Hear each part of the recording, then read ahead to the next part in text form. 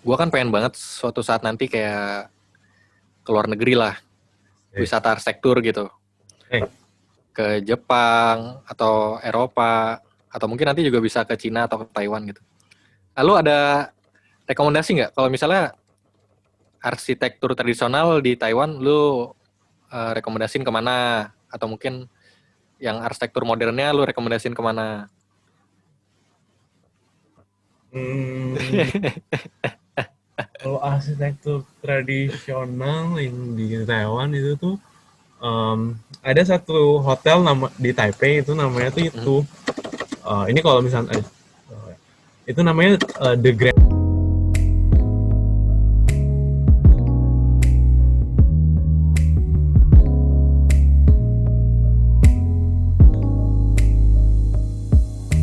Welcome to podcast Bincang Ruang, a podcast where we will dig deep into the topic of architecture and see how its width affects human-to-human interaction, its length embodies the most complex philosophical problems, and its height affects human spirituality. Sit back and listen to how the space around you is built with multidimensional paradigm.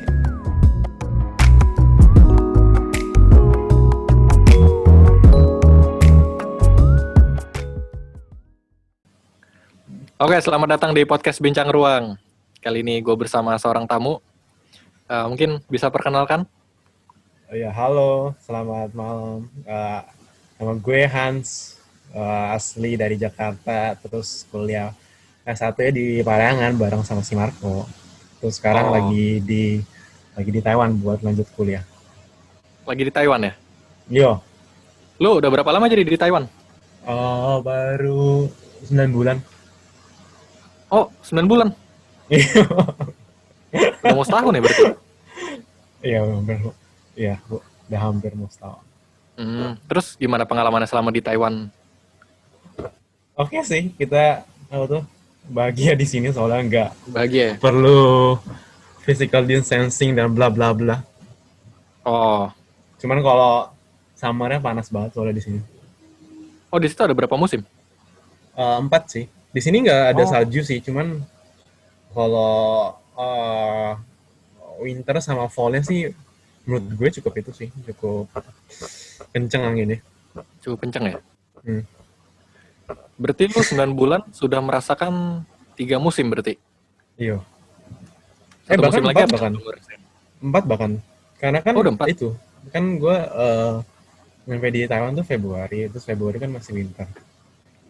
Mhm. Nah, terus sekarang udah Oh, udah fall terus mau masuk winter lagi kayaknya. oh iya. Iya. Berarti lu harus siapin baju winter gitu dong? Tapi nggak lebay sih, winternya tuh nggak lebay. Kayak cuman gue cuman pakai jaket jaket aja tok selesai sih. Cuman kadang-kadang Oh perlu gitu? pakai pakai scarf sih. Nah, Oh, iya. berarti nggak Gitu perlu yang khusus kok. berlapis-lapis gitu ya? Nggak perlu. Pakai jaket yang Terus lu pakai juga cocok juga oh, pakai oh kok. serius? Perasaan Iya. lu nggak tandingin deh? Tahun depan. Oh enggak ya? Lu tandingin ya? Gue lumayan kok. Kan di Oh, Bandung sama di Toraja udah dilatih. oh iya udah terlatih di Oh, Bandung ya. yoi. Kondisi COVID di situ gimana? COVID kayak sebenarnya minggu lalu tuh ngaco sih, ada 4 sampai 5 imported cases gitu yang masuk ke Taiwan. Hmm. Kemudian ada beberapa di antaranya tuh dari Indo. Nah serius? Ya mereka mahasiswa baru. Oh, Terus ada juga yang bukannya dari luar negara lain. bukan dari Indonesia dilarang di beberapa negara gitu ya? Tapi kalau misalkan mereka tuh udah ada visa student gitu maksudnya ya bisa sih Mhm. masuk. Hmm. Iya. Terus sehari-hari tetap pakai masker atau apa gitu nggak? Kalau di bus di MRT itu harus pakai masker, kalau nggak didenda. Oh, Nah di kelas ada beberapa dosen yang nerapin harus pakai masker, tapi ada beberapa juga yang enggak sih. oh gitu. Hmm. Berarti lumayan longgar juga ya? Iya kalau sekarang sekarang longgar. Soalnya kan sebelumnya kan Taiwan kan aman. Oh, berarti relatif Hmm. aman ya Taiwan ya? Iya, Taiwan ya Nggak, aman banget sih menurut gue. hmm, Hmm. terus nggak yang sepanik di Jakarta? Enggak. Lu Enggak. denger-denger Kayak pas ceritanya nggak sih yang di Jakarta? dengar, tapi yang kapan sih ya mas? Yang paniknya tuh yang menurut gue yang gara-gara apa namanya tuh yang orang-orang pada nyerbu masker, Oh masker iya iya, iya. sama sanitizer, tapi itu beberapa bulan lalu tuh. Nggak tahu Hmm. kok sekarang. Tapi sekarang juga orang masih kayak orang naik motor tuh bisa nggak pakai helm, tapi pakai masker gitu. Oh, Iya oh gitu. segitunya. Kayak Hmm. bener-bener masker tuh bener-bener harus gitu. Terus apa lagi? Mungkin menyediakan rasa aman kali ya, Hmm. dan takut didenda juga. Emang wajib banget Dan- kalau keluar rumah. Oh, kalau kalau keluar rumah di Jakarta tanpa masker bakalan didenda. Iya, Oh, bakal oh, kena kalau kalau ketahuan oh, denda berapa? 250 atau berapa gitu. Sama Lumayan ada tuh. hukuman sosialnya suruh nyapu-nyapu gitu. Kalau nggak salah. Ya pokoknya gitu deh. Lumayan. Tiap hari kayak ada yang ngejaga gitu di jalanan. Oke, bagus juga sih. Gue nggak Iya. update soalnya di Jakarta gimana Hmm. sekarang. Oh, lu soalnya 9 bulan udah di sana sih ya pas COVID terjadi ya? Iyo. Oh, Hmm. Sudah siap. kembali ke tanah kelahiran ya? Iya sih itu masuk sih. Soalnya kan rata-rata kan orang yang di Taiwan kan sebelumnya dari Fujian ya. Fujian. Hmm. Nah itu kan apa tuh nenek-nenek sama kakek gue yang dulu kan dari sana juga. Jadi sebenarnya sama Oh. juga. Oh gitu. Tapi beda kan, soalnya kan Taiwan kan bukan Cina sekarang. Bukan ya? Bukan, bukan Terus lu di Taiwan belajar apa? arsitektur. Arsitektur. Asal. Lu berarti S2 kan? Ya S2 di sini. Oh, berarti itu jurusan arsitektur gitu ya? Nah iya kalau di kampus gue kan namanya kan National Taiwan University of Science and Technology kan. Nah di sini Hmm. cuma ada arsitekturnya tok gitu maksudnya. Jadi nggak ada Hmm. penjurusannya lagi gitu. Oh, nggak ada spesifiknya lagi ya? Nggak ada. Oh, oke oke oke. Hmm. Berarti apa yang berbeda dari kuliah di Indonesia arsitekturnya? Kalau dari mantan alma mater ya jelas di sini lebih bebas ya maksudnya ya. Kayak Hmm. misalnya gue kan ikut kelas desain kayak SPA gitu kalau di Hmm. Parayangan. Nah kalau di sini tuh ya kita lebih dikasih kebebasan untuk nentuin reasoningnya apa, latar belakangnya apa, gimana uh, narasi konsep bangunan kita gimana gitu maksudnya.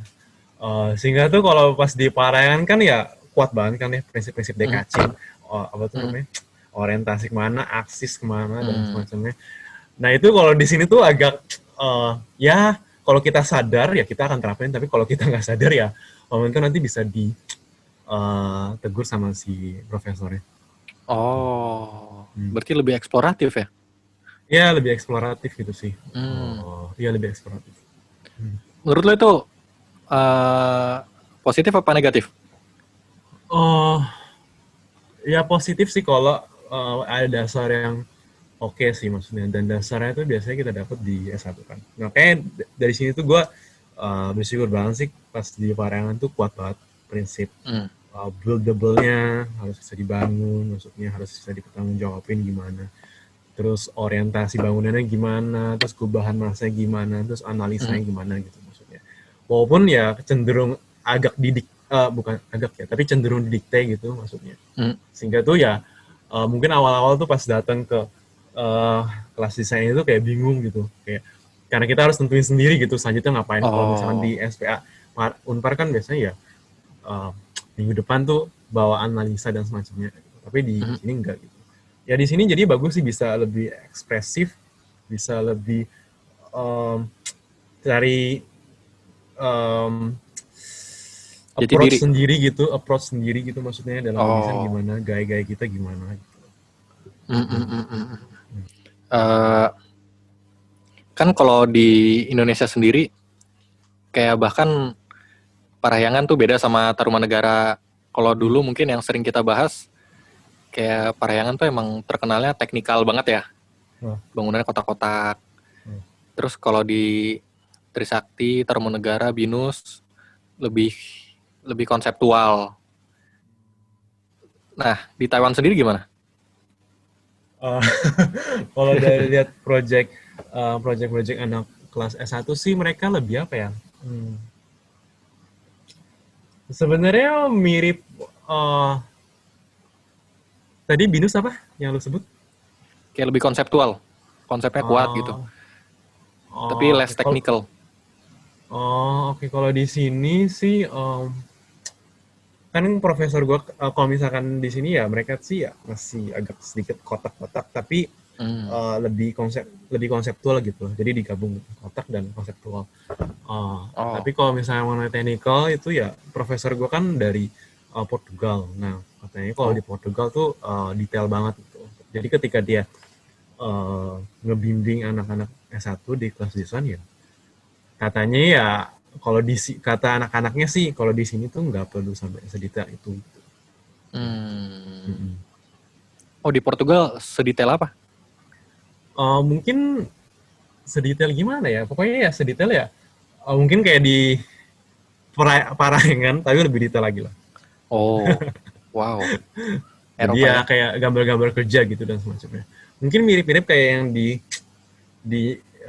Inggris gitu. Kalau di Inggris kan Mhm. katanya kan ya ada temen gue yang dulu kuliah S1 di Inggris yang mereka tuh sampai punya buku setebal ini yang Mhm. kayak detail Bible. Jadi mungkin ya Oh, kira-kira segitu detailnya di wow. Eropa. Kita bisa dapat nggak tuh bukunya? Nggak tahu gue.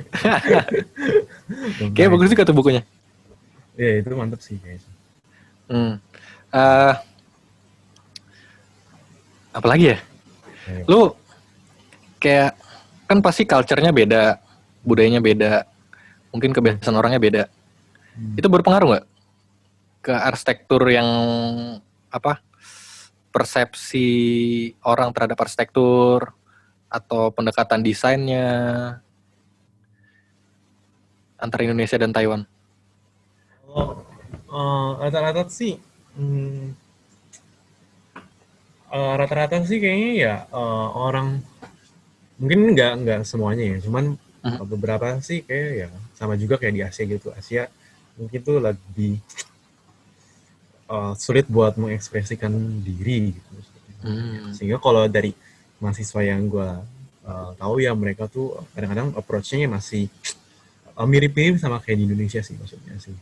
Hmm. Uh, Contohnya itu kayak misalnya nih ada yang ikut orang Taiwan yang ikut kelas desain sama Hmm. gue dan Hmm. itu tuh pas kurang kali dia meeting pertama presentasi konsepnya itu tuh kayak bener-bener detail banget maksudnya site analisisnya kayak Oh. uh, kehidupan uh, flora dan fauna di sana tuh apa aja bla bla Mhm. bla terus geografinya gimana gitu so, detail banget gitu karena dia bilang ke gue ya hmm, ya kalau kita di S1 kayak gitu loh S1 kayak gitu Hmm. maksudnya mungkin cukup rigid uh, dan karena tuh di Taiwan mungkin khususnya di Taipei itu Hmm. tuh padat jadi tuh peraturan tuh ketat banget gitu, maksudnya. Sehingga akhirnya Oh. ya banyak banget building codes gitu yang emang sering kali itu suka mempres eksplorasi desainnya gitu karena ada Hmm. beberapa teman yang udah kerja di Taipei nah bilangnya gitu ya.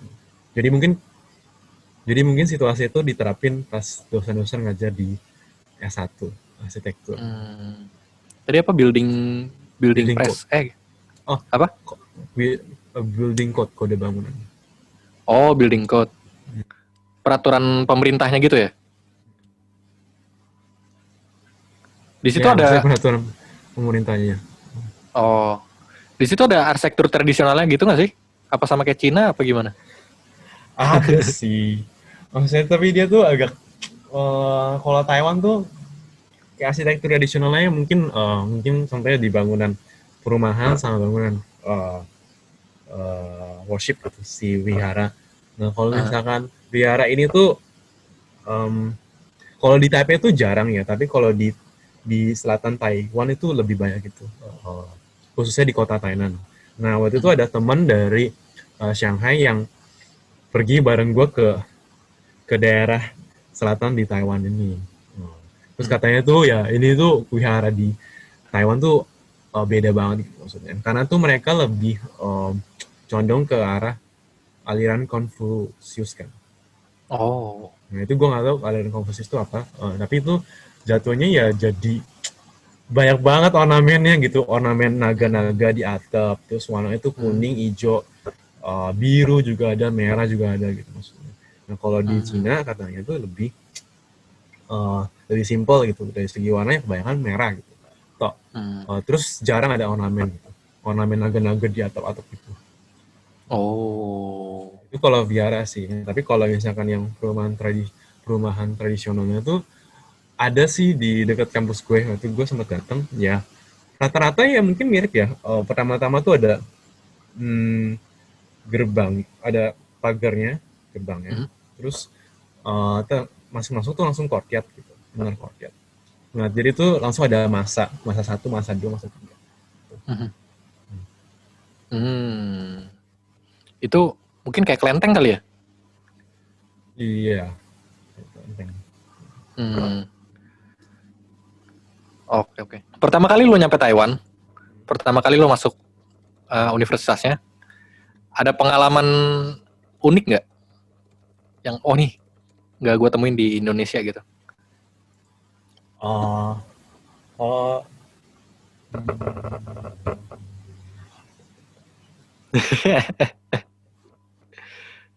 Lu kayaknya udah mati secara rasa ya? apa ya? Apa ya? Kalau misalkan dari segi segi makanan tuh mereka, yang segi pola makan yang mereka juga mirip-mirip kayak Indo sih. Oh gitu? Sukanya sukanya tuh maksudnya sukanya itu beli di luar gitu maksudnya. Jadi tuh Mmm.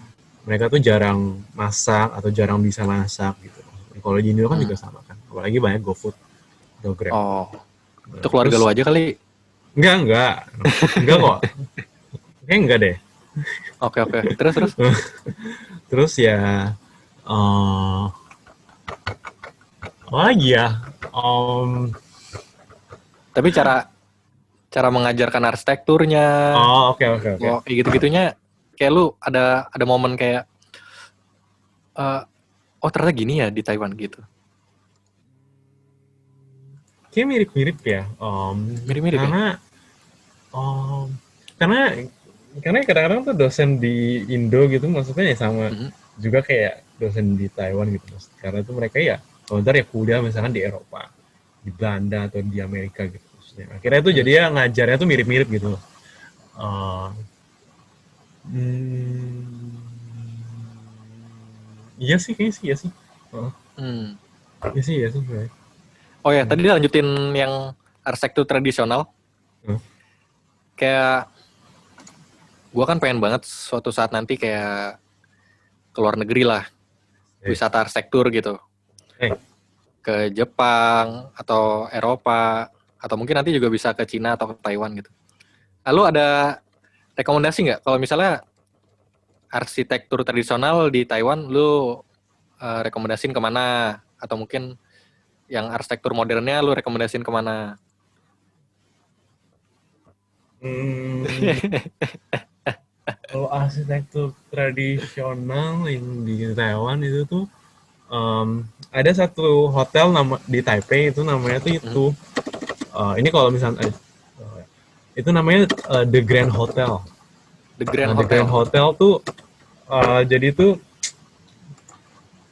itu tuh bangunan yang kayak sekit lebih dari 6 lantai. Nah Hmm? terus itu tuh tapi itu atapnya atap tradisional gitu maksudnya. Dan tapi nggak cuma Oh. atap doang, tapi seluruh seluruh bangunannya sampai interiornya juga tradisional gitu maksudnya. Dan Hmm. katanya sih yang kata orang gitu ada yang kunjungan teman gue yang kunjungan ke sana itu tuh semua interiornya tuh pakai kayu gitu. Nah terus katanya kalau kalau misalkan di Thailand itu kota kota Taiwan bagian selatan Hmm? itu banyak lumayan banyak gitu maksudnya peninggalan Hmm. arsitektur Portugis. Karena kan dulu kan Taiwan kan dijajah sama dijajah.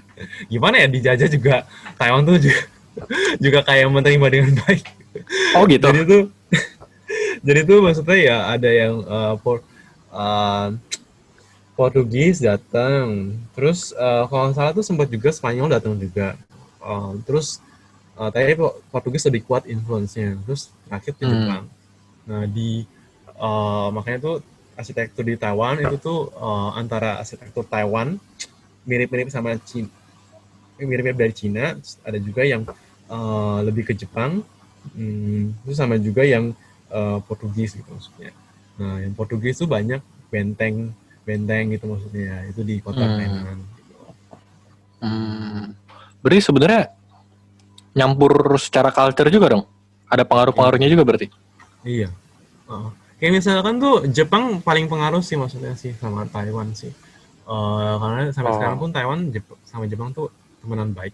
Nah, terus kayak kalau misalnya kita masuk ke rumah orang itu pasti orang-orang tuh pasti buka sepatu dan mereka tuh kebanyakan seringnya tuh pakai kaos kaki gitu. Maksudnya. Pakai kaos kaki dan juga pasti tuh pakai sendal sendal rumah Di dalam rumah. yang udah disediain sama rumah itu gitu. Oh, kayak Jepang ya? Ya kayak Jepang. Di Jepang kan bahkan setiap ruang beda sendal kalau nggak salah. Oh iya, ya itu Iya, gue gak tahu. toilet tuh beda lagi. Jadi pas masuk rumah, lu Hmm. ganti sendal. Kalau lu ke toilet, lu ganti sendal lagi. Ada Oh, beda sendal. di toilet juga di sini toilet juga gitu, ada sendalnya lagi. Oh gitu. Iya, Ini berarti sama kayak Jepang dong? iya mirip ya. Iya. Ini ya, Iya itu The Grand Hotel. keren sih. Hmm. Kayaknya ini terkenal deh. Sering, Itu biasanya itu sih kalau orang-orang tamu-tamu pemerintah biasanya suka datang ke sana itu. hmm, keren, keren, keren, keren. Interiornya juga keren banget ya. Lu pernah kesini, Hans? Belum, cuma lewat doang. Soalnya itu jauh. Itu Oh jauh iya. itu dekat Selinat, Mak. Nggak dekat juga sih, Hmm. tapi ya hampir-hampir satu daerah. Lu di kota mana sih? Taipei. Lu di Taipei-nya. Hmm. Lu ini kan di Taipei juga. Iya, tapi itu di Selin tuh di atas. Atas banget itu. Oh. Iya, Kalau ini naik naik kayak di MRT gunung itu gitu mungkin sih. 45 menit ya tuh dari kampus gue. Hmm. Bagus ya? Keren, keren, keren. Hmm, Ini mobil bisa akses nih. bisa, Oh. bisa itu. Kalau ini Taipei Bagus ya. 101 ya. Mana tuh mana? Kelihatan gak sih? Enggak. Oh Ah, ini ini, udah iya, keganti. iya. Dari one. Berarti ini paling tinggi di sana ya? Jauh ini sih paling tinggi sih. Hmm. Lu udah pernah mengunjungi eh, objek arsitektur apa aja di sana?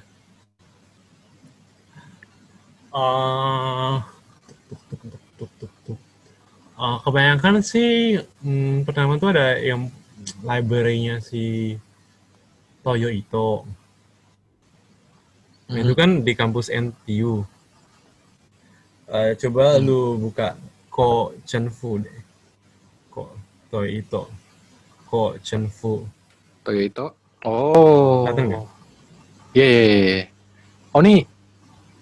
Hmm. Kayaknya kita pernah Ini, membahas ini di kuliah deh. oh iya pernah. Heeh. Eh, jadi ini tuh teratai dia. Aha. Bagus sih emang sih. Karena tuh emang di sekitarnya tuh dia emang air gitu maksudnya, ada air gitu maksudnya. Jadi emang kayak Hmm. teratai. Jadi ini tuh kampusnya tuh terletak di kampus National Taiwan University kan. Nah itu tuh Hmm. deket banget sama kampus gue. Hmm. Hmm. Lu nih, oh nih foto lu sendiri ya? Ini foto gue sendiri. Oh, oke, oke, oke, Hmm. oke. Hmm. Kalau tentang identitas. Kayak kalau Jepang kan kental banget nih gaya arsitektur Jepang. Rumah-rumah di Jepang gitu. Ini kayak bisa, oh nih rumah Jepang nih gitu. Hmm. Kalau di Taiwan lu ada nemuin kayak identitasnya gitu nggak? Apa yang kental gitu? Mungkin kalau mungkin paling deket itu sih maksudnya yang temple itu yang selama ini gue tahu ya Mhm, karena gue belum banyak explore juga sih di Taiwan sih. mhm, Maksudnya yang temple itu dia lebih mirip yang kayak Confucius Temple terus mhm, sama perumahan tradisional gitu maksudnya. Yang perumahan tradisional yang terdiri dari beberapa messing gitu maksudnya. mhm. Terus banyak inner courtyard juga. Tampilannya atau filosofinya gitu? Kalau tampilannya itu dia sering juga tuh maksudnya buat perumahan tradisional dia pakai bata expose gitu warna merah gitu. Coba Hmm. gua tunjukin deh. Nah ini nih yang keempat dari kiri. Keempat dari kiri ini. Heeh. Nah itu maksudnya ini tuh gue sempat ketemu yang kayak gini tuh di dekat dekat kampus gue. Itu dia expose gitu Oh. batanya. Hmm. Ini batanya Expose. gede-gede juga ya? Iya kayak dia. Gue belum ngecek sih kayak apa dia cuman ya dia kayak bata yang tapi kayak ya itu beda sih. Mungkin dia kayak Batak Hmm. kok di Indonesia tapi dia versi sana lihat. Warna merah ya? Hmm. Nah Hmm. sama tuh di Taiwan itu tuh atapnya genteng atap ini bukan ini mah Jepang banget ini. Ini Jepang banget ya? Ini Tapi Jepang. traditional Taiwanese house Salah salah deh tulisannya. salah deh. Oh salah ya? Nah ada juga yang di Taiwan itu atapnya tuh susunannya tuh beda gitu. Maksudnya bukan kayak susunan atap genteng di Indonesia gitu. Hmm. Terus lu belajar apa lagi Hans di Taiwan? Paling banyak itu sih yang di kelas desain itu. Hmm. Kalau yang kelas desain yang di kampus gue ini tuh kita emang nggak perlu buat market ya, Nggak buat market. nggak perlu buat market. Nah jadi tuh kalau misalkan presentasi pun kemarin kita tuh nggak ngeprint di digital board dan semacam gitu, karena kan kita mulai kuliahnya mepet gitu, kepotong Hmm. gara-gara COVID gitu. Nah akhirnya ya jadi kita tampilin aja di PPT. Hmm. Berupa apa? SketchUp, CAD gitu. Supaya kayak kita eh, ya kayak misalnya diagram ya, terus denanya gimana, terus perspektifnya Hmm. gimana, terus Berarti soft copy semua ya? narasi. Oh, iya betul. Hmm. Kemarin semester kemarin tuh kayak belajar tentang teori post kolonial gitu maksudnya Hmm. uh, uh, di Asia gitu maksudnya kayak misalkan tuh kayak diambil sampel gitu negara-negara yang udah pernah dijajah gitu maksudnya terus Hmm. gimana sih uh, bawaan gitu maksudnya gimana sih cara uh, sikap dari si penjajah ini maksudnya ke negara yang dijajah gimana gitu maksudnya dan efeknya ke orang yang ke negara yang dijajah itu gimana. Nah terus juga ada mata kuliah kayak selected architects in 21st century gitu maksudnya itu gimana. Ada kebetulan itu profesor gue yang ngajar, nah itu Hmm. menjelasin tentang kayak misalnya detail-detailnya gimana sih yang ada di projectnya nih arsitek itu di sana di atau itu gimana terus approach-nya gimana sih gitu. Itu sih. Hmm. Oh, tapi yang tetap sih paling seru sih desain sih. Karena yang pas masa lalu tuh kita minta ngebuat desain merespon tema pandemi. Oh gitu. Itu menarik tuh. Yang Terus menarik ya. apa yang dilakukan berbeda secara arsitektur? Maksudnya? Kayak tema pandemi kan, Hmm. mendesain untuk tema pandemi.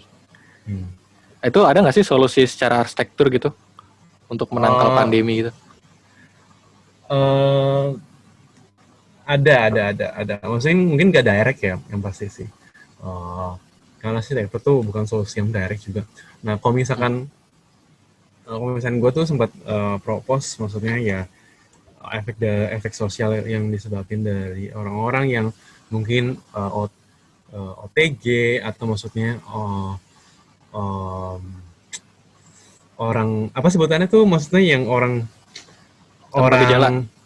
orang orang yang ya pokoknya yang kena gejala lah. Nah, seperti itu kan maksudnya Ah, banyak, maksudnya orang-orang yang ngerasa takut gitu, maksudnya kalau hmm. misalkan ini bisa nularin dan semacamnya gitu. Karena emang banyak itu cerita-cerita orang yang darinya kuliah di Cina gitu, akhirnya pas awal-awal pulang ke Indonesia itu, padahal tuh mereka nggak kena COVID gitu, dan itu pun dijauhin gitu maksudnya. Karena itu jelas sih maksudnya, karena pas ada mahasiswa gitu maksudnya yang datang ke NTUST itu, uh, terus uh, mereka tuh kena karantina gitu, mahasiswa dari Indonesia gitu ya. Gue juga agak was-was juga sih maksudnya sih. Nah, dari Hmm. situ akhirnya gue usulin gimana kalau misalnya ada buat tempat singgah gitu, tempat singgah sementara gitu, kalau orang yang kena COVID nanti dia dirawat di sana gitu, di karantina di sana gitu. Kalau misalkan hmm, contohnya itu kayak mirip-mirip Wisma Atlet lah gitu maksudnya, tapi gue ambil Oh. tempat tuh di Toraja gitu, Hmm. yang notabene mungkin orang-orang tuh kan tinggalnya tuh bareng keluarga besarnya gitu maksudnya, sehingga tuh ya udah dan dia tuh jarang jarang punya tempat buat eh, buat karantina lah ya, jelas-jelas gitu. Hmm. Akhirnya ya gue usulin ya coba nih karantinanya itu di hutan dan semacamnya di Toraja. Nah, ada satu juga yang Oh. menarik itu, orang dari Meksiko yang ngusulin di Itali atau di Spanyol mungkin, itu tuh banyak banget orang-orang uh, yang mencari Soaka gitu maksudnya, atau tahun-tahun sebelumnya gitu. Nah, biasanya itu mereka ya kondisinya gimana sih kalau di tempat-tempat refugee ini, ya mereka tuh biasanya tinggal mungkin ada yang layak, ada yang misalnya di tenda doang, itu benar-benar Hmm. shelter sementara doang. Nah, itu kan kayak gitu tuh mereka rentan gitu maksudnya, rentan gitu kena gitu maksudnya, karena tuh mereka ya sesak-sesakan gitu, satu tenda bisa satu keluarga gitu kan, satu tenda yang ukurannya kecil lah. Nah, terus jangan di Itali itu banyak tempat-tempat bersejarah kayak perumahan bersejarah yang bagus banget itu tuh kosong gitu maksudnya.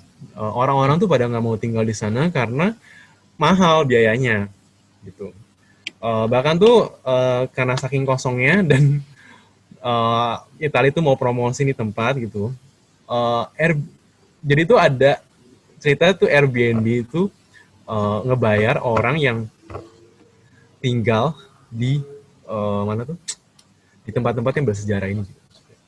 Oh gitu. Ya, jadi itu ngebayar gitu jelas. Dengan Dan tujuan? gue pun, dan gak hanya Airbnb juga gitu. Pas kemarin tuh gue baca-baca ketemu juga kayak villa bersejarah di Itali itu, di mana tuh emang pemerintahnya tuh ngebayar gitu maksudnya. Mereka yang mau tinggal di sana gitu. Oh, jadi dibayar untuk tinggal di sana. Maksudnya kalau Airbnb maksudnya nginepnya ya. Bukan tinggalnya. Oh, Nah, terus tapi akhirnya, hah? maksudnya gue masih belum ngerti kenapa kenapa sampai orang harus dibayar untuk mau tinggal di situ. Karena supaya tuh tempat jadi apa ya, bisa ada daya tariknya lagi gitu, orang-orang tuh bisa pengen untuk promosiin tempat yang ujung-ujungnya mungkin tuh bisa jadi tempat wisata atau residen gitu maksudnya. Atau setidaknya tuh orang-orang lokal tuh ngurusin lah gitu maksudnya. Hmm. Bangunan-bangunan bersejarah ini gitu. Oh, gue Nah, jadi oh, gue jadi kepikiran kenapa? eh, apa ya? Gue lupa. Temen gue tuh dulu pernah bilang hubungannya tentang urbanisasi sih Hmm. dan tentang perusakan lingkungan. Hmm. Jadi dia bilang kayak manusia kan menyebar terus gitu. Semakin lama semakin menyebar. Akhirnya lingkungan atau kayak hutan apa alam itu jadi lama-lama kemakan sama tempat manusia gitu. Karena tempat manusia lama-lama harus makin luas. Akhirnya udah nggak ada lagi alam gitu. Tapi ada kayak semacam teori antitesis. Jadi ya nggak apa-apa, urbanisasi dilanjutin aja supaya orang-orang yang dari pedalaman atau yang dari alam ya udah pindah ke kota semua. Jadi yang kota-kota kecilnya balik lagi ke alam. Kayak gitu teorinya. Jadi supaya ya udah manusia terpusat aja di kota. Tempat yang lainnya ditinggalin. Ditinggalkan. Gitu. Berarti setelah mendengar cerita lu ternyata bener juga ya. Iya sih. Tapi gara-gara mahal kan maintenance-nya gitu. Jadi tuh orang yang kalau kata riset temen gue tuh ya dia bilang tuh warga lokalnya tuh nggak mau gitu maksudnya tinggal di sana gitu maksudnya. Bahkan tuh maksudnya gue juga sempat baca gitu maksudnya di website fast company gitu maksudnya kalau misalnya tuh Airbnb bahkan katanya tuh bakalan bis kayak ngundang 4 orang gitu maksudnya yang menang undian itu tuh untuk tinggal gitu maksudnya dan enjoy community life gitu di satu kota namanya Grototole gitu maksudnya. Dan dikasih living expense juga gitu selama 3 bulan gitu. Itu berarti di Eropa ya? Iya. Di Italia.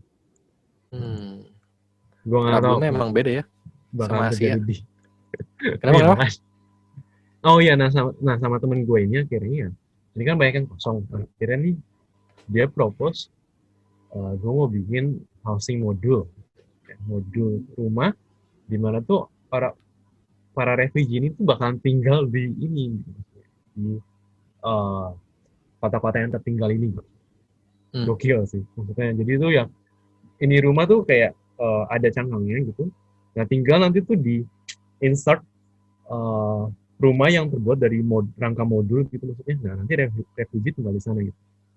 Oke sih, menurut gue itu gokil juga sih. Oh berarti rumah modular gitu? Rumah modular, tapi itu dia pakai cangkang rumah tradisional itu. Oh, keren juga.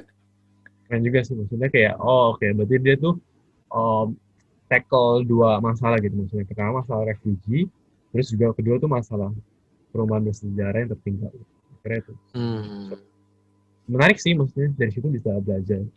Iya, itu approach orang dari itu keren sih menurut gue. Ya, gokil ya. Soalnya yang gue temukan selama ini modular itu kan berarti industrial ya. Kayak pasti semua yang industrial tuh bakal ninggalin budaya gitu karena mass produce di pabrik dan akhirnya jadi nggak punya karakter budaya lagi. Tapi dengan dilakukan seperti itu jadi kayak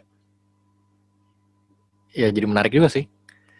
Berarti budaya tetap dipertahankan tapi dengan benefit dari industrialisasi di mana yang cepat produksinya dan gitu-gitu. Iya makanya. Jadi ya paling enak itu sih ya bisa belajar. Jadi ya itu yang gue pelajari sih kayak misalnya di semester pertama di kelas desain tuh kayak bener-bener segala pemikiran desain gue yang kadang-kadang tuh suka riset lompat ke kesimpulan itu kayak dibenahin semua gitu maksudnya. Kayak okay. Ya. Berarti di tempat lu kuliah itu terkumpul orang-orang dari berbagai macam negara ya? Iya betul.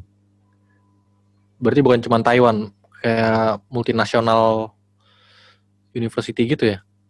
Tapi tetap aja Indonesia menempati populasi kedua terbanyak setelah Taiwan. Serius? Di kampus gue terutama di kampus gue tuh komunitas orang Indo tuh kedua terbanyak setelah Taiwan. Hmm. Ya, ya, ya. Menurut lo dari negara mana lagi yang unik? Ada juga yang ketemu dari negara Kazakhstan. Mhm. Oh, Kazakhstan. Sama di sini banyak negara dari negara Karibia, Kepulauan apa? Karibia, Oh, negara Caribbean. Kepulauan Karibia, Oh, Haiti dan sebagainya. oke, oke, oke. Ethiopia juga banyak di sini. Ethiopia banyak. Hmm. Hmm. Oke, oke, oke.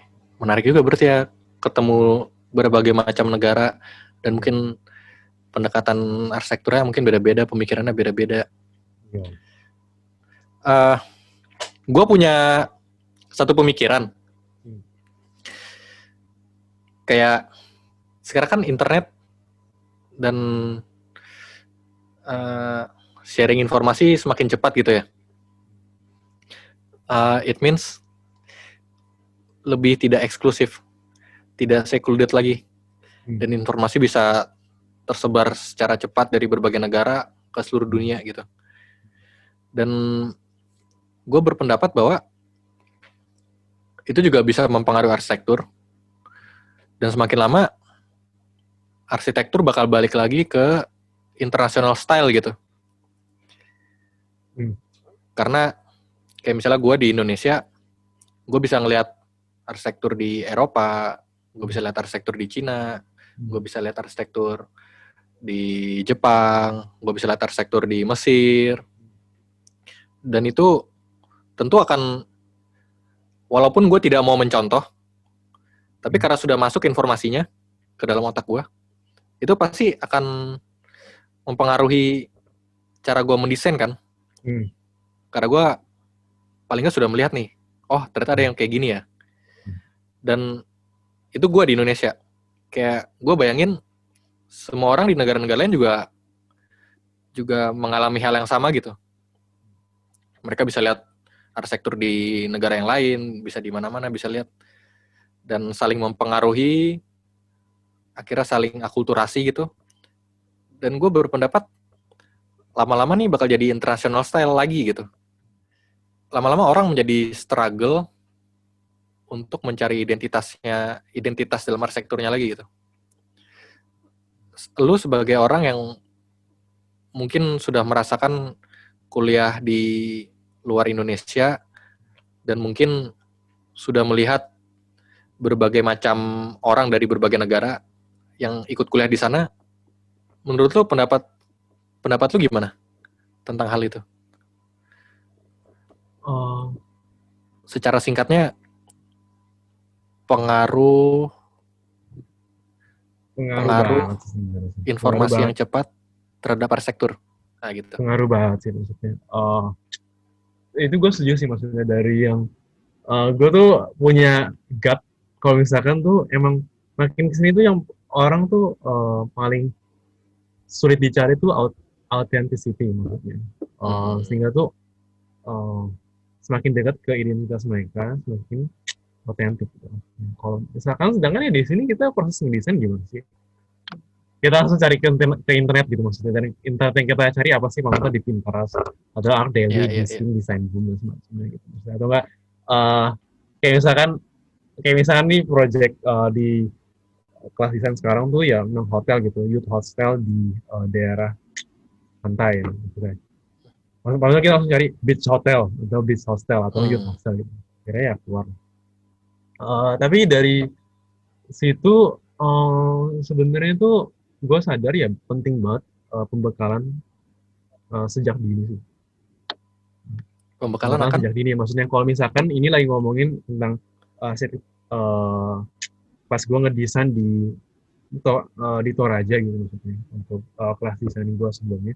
Ya gue tuh dari situ tuh kayak recall lagi maksudnya memori gue pas di Toraja gimana sih? Apa sih behavior dari orang-orang sana tuh gimana sih? Terus arsitektur di sana gimana sih? Terus material yang dipakai tuh gimana sih? Sehingga tuh um, diusahakan tuh ya di sana tuh sekontekstual mungkin seperti itu. Um, tapi nggak bisa dipungkiri memang tuh ada elemen-elemen di contemporary design tuh yang baik diterapkan di desain kita. Cuman yang paling penting itu pembekalan sih maksudnya. Pembekalan eh, kita gitu maksudnya. Em, kita ketika kita ngapain gitu maksudnya. Kalau misalnya kita di eh, sehingga tuh jadi sini tuh gue keinget lagi sama sama em, sama ini misalkan kalau gue ngedesain di Indonesia ya, gue Ya. ngedesain gue kerja di Indonesia dan gue ngedesain bangunan budaya misalnya di Indonesia. Nah di situ tuh gue kayak inget lagi tuh kayak pelajaran PKN seni budaya ketika pas Oh. kita lagi di SD, gue inget banget kita tuh harus ujian seni musik tuh harus Hmm. suling Indonesia Raya atau nggak nyanyi Yangko Rambe Yangko gitu. Ya dari situ Iya, tuh iya, iya. um, sehingga tuh ya itu dari situ kita jadi sadar sih ketika kita pertama kali buka laptop dan kita cari di internet itu apa sih yang kita cari ketika kita lagi ngomongin bangunan budaya di Indonesia gitu. Hmm. Apakah kita langsung cari uh, the world's um, um, architecture for cultural building maksudnya atau kita akan Hmm. nyari nilai-nilai di Indonesia sih. Uh, tapi kalau bekalnya itu kuat ya uh, ya kita tahu gitu dasar pijak kita tuh pertama gimana. Hmm. Iya, iya, iya. Setuju, setuju.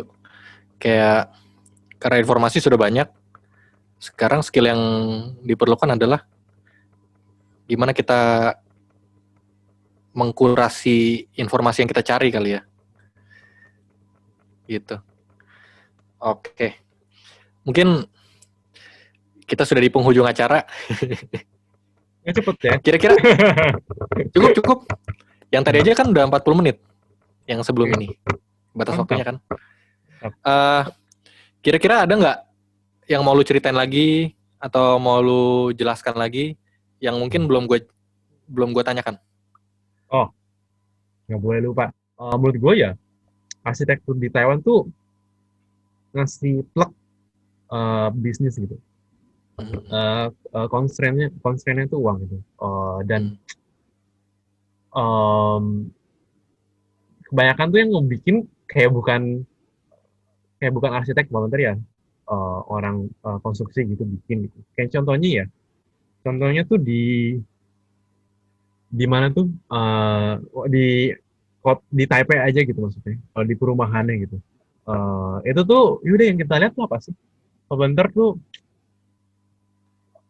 bangunan gitu maksudnya mereka pakai tiling keramik maksudnya. Terus saya itu Hmm. tuh ada balkonnya, terus saya itu tuh mungkin ada kotak buat AC-nya gitu. Saya itu selesai gitu. Jadi tuh kayak gitu Hmm. baik banget, baik banget. Mungkin yang Oh. cantik tuh gara-gara ada tilingnya doang. Hmm. Uh, Sehingga tuh akhirnya tuh ada juga tuh di site kita maksudnya. Buat gue juga Taiwan tuh um, dia tuh infrastrukturnya oke, cuman tuh dia um, masih kurang memadai sih maksudnya, masih kurang Ngeni. jalan gitu maksudnya estetikanya gitu. Kayak misalkan ya Oh. di site yang tempat kita ngedesain tuh ada juga ya gang, terus tuh ada kotak AC keluar di sini gitu maksudnya, terus ada pipanya keluar di sini maksudnya. Padahal itu gang yang sering dilewati sama turis gitu kalau mereka cari hotel. Jadi Hmm. kalau kata profesor gue sih ya, ini tuh arsitektur di Taiwan tuh ya kayak struktur doang plak gitu. Hmm. Nah, Fungsionalis sekali ya. ya fungsionalis. Nah, tapi yang kedua itu tuh menurut Taiwan tuh menurut gue tuh secara penghijauan tuh Taiwan tuh oke banget sih. Hmm. Khususnya Taipei ya. Oke, oke. Maksudnya itu Hmm. gara-gara mungkin mereka tuh benar ngikutin peraturan gitu. Sehingga tuh ya ya mana-mana tuh ada aja pohon itu. Penghijauan Jadi ya. tuh green corridornya tuh jalan banget sih kalau di Taipei sih. Oke, oke, oke. Mhm. Menurut lu dengan pendekatan yang sangat fungsionalis, yang sangat efisien seperti itu, dampaknya apa? Ini gue jadi menarik nih. Padahal tadinya udah mau selesai. Dampaknya apa ya? Dalam segi dampak ke mana dulu nih? Ke Ke aspek apa? wajah kota atau psikologis warga kota. Ya Pertama tuh mungkin gara-gara ada peraturan juga ya, peraturan Hmm. ketat, jadi ya udah gampang lah, gampang aja buat struktur, buat bangunannya fungsionalnya Oh. segitu aja lah, maksudnya plak gitu maksudnya. Tapi ujung-ujungnya tuh ya banyak, ya kayak tadi maksudnya pas gue ditanya arsitektur tradisional Taiwan tuh apa sih, sempat gue mikir dulu. Tapi akhirnya kembali Hmm. lagi ke arsitektur yang benar-benar tradisional gitu. Gue kurang Hmm. bisa mereferensikan bangunan-bangunan kontemporer yang punya khas arsitektur tradisional Taiwan. Seperti itu. Hmm. Mungkin tadi kayak Taipei Grand Hotel itu, Grand Hotel tuh kalau nggak salah The Grand Hotel ini dibuat sekitar tahun 70-80 sih maksudnya. Itu masih baru-baru. Hmm. Ya, Oh. ya, ya, ya. Tapi untuk yang Tapi, bangunan kontemporer yang mungkin zaman-zaman sekarang yang benar-benar Taiwan belum kelihatan. Atau mungkin gue oke, belum oke. ketemu. Oke. Mungkin nanti kalau lu udah bisa menemukan, cerita-cerita lagi lah. Oke, Asik. oke, siap. Eh, Oh, oh, sama yang satu, ah, tapi ah. satu hal lagi yang Oh ya, gue boleh, suka boleh, banget. boleh. Satu hal lagi yang gue suka banget itu di Taipei itu tuh mereka manfaatin banget kolong jembatan. Kolong jembatan. Itu gue suka banget. Karena tuh gue tuh sering ngeliat kolong jembatan, kolong flyover gitu maksudnya. Mereka tuh mau buat, kalau di Indonesia ya kadang-kadang suka dibiarin gitu aja atau kadang-kadang dibuat Hmm. taman. Tapi taman juga sulit karena ya nggak kena Nggak ada matahari. matahari. Nah, eh, kalau di sini tuh mereka pertama bisa dibuat parkiran. Bahkan ada Hmm. parkiran sampai bertingkat loh, bener-bener niat sampai dibuat struktur bajanya gitu. Yang Wow. kedua tuh ada juga lapangan futsal, lapangan basket, lapangan badminton. Terus, nah di situ kan ada tempat duduk. Jadi tuh orang tuh ada yang eh, orang-orang tua tuh nari atau enggak mereka tai chi, Hmm. senam dan semacamnya di kolong jembatan. Eh, nah ya itu. Atau enggak juga pernah tuh dibuat dibuat eh, kantor. Tapi kantor yang mungkin orang-orang lapangan gitu. Oh, Hmm. oke, oke. Actually, Bandung also do that Oh ya? dengan taman film, Oh, oh ya Taman taman film. Jomblo. Hmm. Itu kan di bawah flyover kan? Iya sih. Oh. Iya, iya, iya. Mungkin iya Jakarta harusnya nyontoh juga tuh. Sebenarnya bisa tuh ya, Jakarta tuh mendingan tuh parkiran tuh di sana loh maksudnya. Iya Dan bener. di sini tuh parkirannya tuh buat motor sama buat mobil tuh bener-bener di pavingnya tuh bagus gitu di kolong jembatan Hmm. ini. Sebenarnya Jakarta bisa banget itu Iya, iya, digunakan. iya. Itu menarik juga sih. Hmm. Oke, oke. Hmm. Mungkin ini kita udah mau 40 menit lagi. Berarti total sudah 80 menit, udah 1 jam. Eh, Thank you banget Hans. Udah mau sharing-sharing di podcast Bincang Ruang. Siap. Belajar banyak dari perspektif lu yang kuliah di Taiwan. Eh, Siap. Iya, thank you banget. Thank you Thank banget. you. Semoga next time kita bisa ngobrol-ngobrol lagi dan bisa sharing-sharing ilmu lagi. Siap. Thank Dan you. ditunggu kepulangannya di Amin. Indonesia. Semoga bisa. Amin. Amin. Ya, Siap. sukses kuliahnya Hans. Mantap. Sukses juga ini podcast dan kerjanya Marco. Oke, Ditunggu thank you, nikahnya. thank you. Amin, amin. Oke, Ya, sekian ya. dari podcast Bincang Ruang. Bye-bye.